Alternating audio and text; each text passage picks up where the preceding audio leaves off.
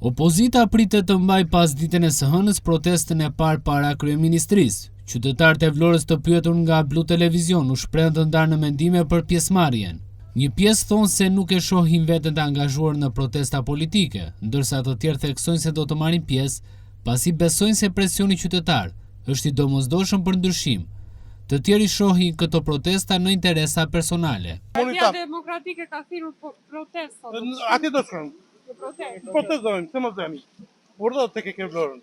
Vendi më i pisë në gjithë Shqipërinë. Kismet janë miqdor deri pastaj se si ti e sa ndodh rrugës. Ja, absolutisht jo. Pse? Nuk do asnjë parti. Nuk e di. Nuk e një fare. Do të jetë kryetar opozite vetëm që mos të ruaj privilegjet. Edhe ky nuk është i Saliu, po ka të veta sa dush. Nuk është i Saliu, bëhet parazit tani. Në çarduan as më intereson mua se çfarë. Nuk do të shkoni. Ku ka Parti Demokratike më?